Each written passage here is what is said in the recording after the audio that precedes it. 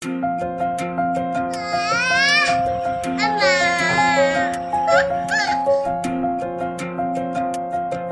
মা ডাক শোনার জন্য কিন্তু আমাদেরকে অনেক দিন অপেক্ষা করতে হয়, আর মা ডাকটা শোনার জন্য কিন্তু আমাদেরকে অনেক কিছুই সহ্য করতে হয়। তো হ্যালো বন্ধুরা, কেমন আছো তোমরা সবাই? আশা করছি খুব ভালো আছো, সুস্থ আছো।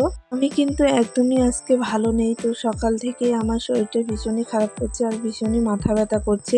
তো ভিডিও করার কোনো ইচ্ছেই ছিল না, তবুও করলাম। তো যাই হোক বন্ধুরা, সবাইকে শুভ সকাল। এনপিআর ব্লগে তোমাদেরকে অনেক অনেক স্বাগত আর অনেক অনেক ভালোবাসা। এরপর এইদিকে দেখো, আমি কিন্তু সকাল সকাল উঠে গেছি, 6:30টার দিকে উঠেছি। তো এখন বাজে 8:30 মতো। তো উঠে কিন্তু আমি স্নান টান করে নিয়েছি। তারপর ঘরের যেটুকু করে টুকটাক করে কাজ থাকে, তো সেটুকু করে কিন্তু করেছি। ঘর ঝাড় দেওয়া, মোছা, তারপর বাবুর জামা কাপড় ধোয়া, তো সব কিছু কিন্তু করে নিয়েছি। তো বিছানাটাই তোলা হয়নি। তো তোমরা তো জানোই যে তোমাদের দাদাভাই ঘুম থেকে দেরি করে ওঠে, 8:30-9টার দিকে করে ওঠে। তো বিছানাটা তোলা একটু দেরি হয়ে যায়। তো এদিকে আমি বিছানাটা তুলে এদিকে কিন্তু বাবুর এদিকে খেলছিল, তো এখানে বসে বাইরে বসে ওর খেলা দেখছি। আর এইদিকে দেখো, ও কিন্তু বালি নিয়ে এসে ছাগলের গায়ে দিচ্ছে, আর ছাগলগুলো কিন্তু ভয়ে পালাচ্ছে। এই যে দেখো, ও কিন্তু সারাদিন ধুলো দিয়েই খেলা করে। তো এইদিকে দেখো, বাইরেটা কিন্তু ভীষণই ধুলো জমে গেছে। তো এই ধুলোগুলো নিয়ে গিয়ে না ছাগলকে দিচ্ছে। তো ছাগলের গায়ে তো পড়ছে না, উল্টে ওর গায়ে পড়ে যাচ্ছে। সারাদিনে যে কতবার স্নান করবে ও।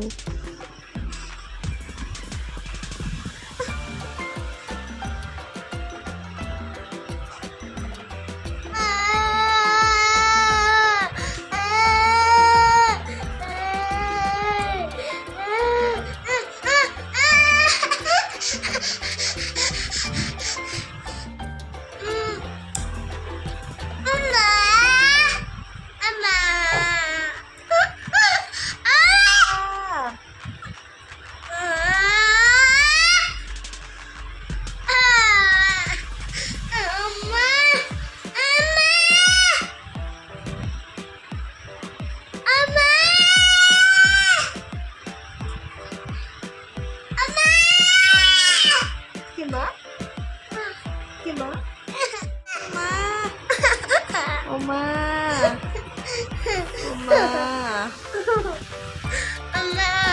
ওমা,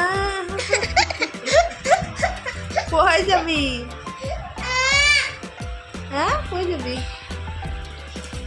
কই যাবি বাবা?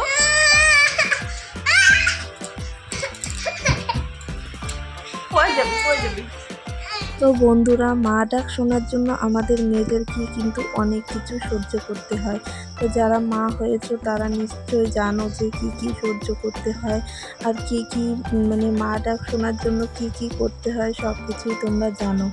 যে মেয়েটা ইঞ্জেকশন দেখে ভয় পেত, যে মেয়েটা মেডিসিন দেখে ভয় পেত, খেত না, তো সেই মেয়েটা কিন্তু মা হওয়ার জন্য সব কিছুই করেছে। আমি করিনি, সবাই করেছে। একমাত্র যে আমি করেছি সেটা না, সবাই করেছে। যারা যারা মা হয়েছে তো সবাই করেছে।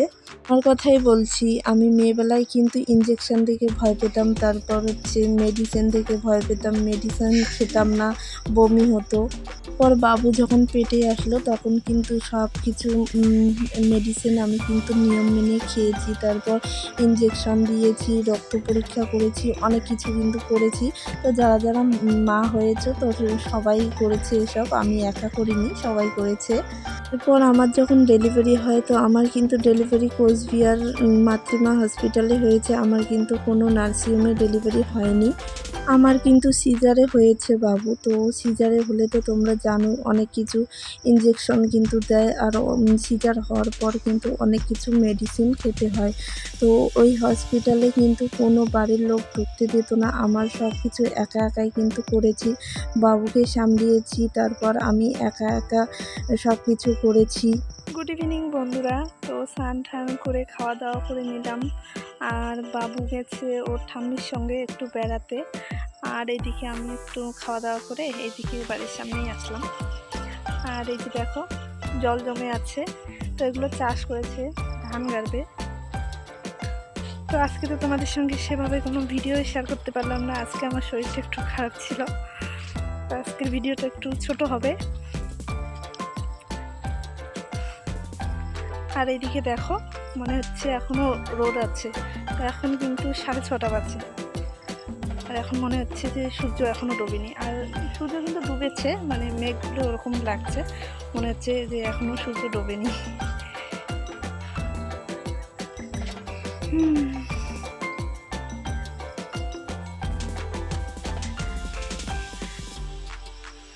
তো আর কি বলবো, চলো তোমাদের সঙ্গে পরে দেখো। বন্ধুরা এখন বাড়িতে এসে গেছি, অনেকক্ষণই এসে গেছি, তো এখন বাজে 7টা মতো, তো অনেকক্ষণই এসেছি। তো এখন এসে দেখো সন্ধ্যা হয়ে গেছে, এদিকে সন্ধ্যা হয়ে গেছে, আর বাবু কিন্তু এখনও আসেনি, মায়ের সঙ্গে গেছে, কোথায় গেছে জানি না, তো এখনও আসেনি। তো আজকে আর সেরকম কোনো কাজও নেই, তো শরীরটাও ভালো লাগছে না, এখন একটু শুয়ে থাকবো। তো ভিডিওটা আমি এ পর্যন্তই রাখবো, যদি কিছু ভালো লেগে থাকে তাহলে লাইক কমেন্ট শেয়ার করো, আর সাবস্ক্রাইব করতে কিন্তু একদমই ভুলো না। তো তোমরা সবাই আমার পাশে থেকো, আমাকে একটু সাপোর্ট করো। তো তোমরা সবাই ভালো থেকো, সুস্থ থেকো, তোমাদের সঙ্গে পরের একটি ভিডিওতে দেখা হবে। সবাইকে টাটা, সবাইকে গুড নাইট।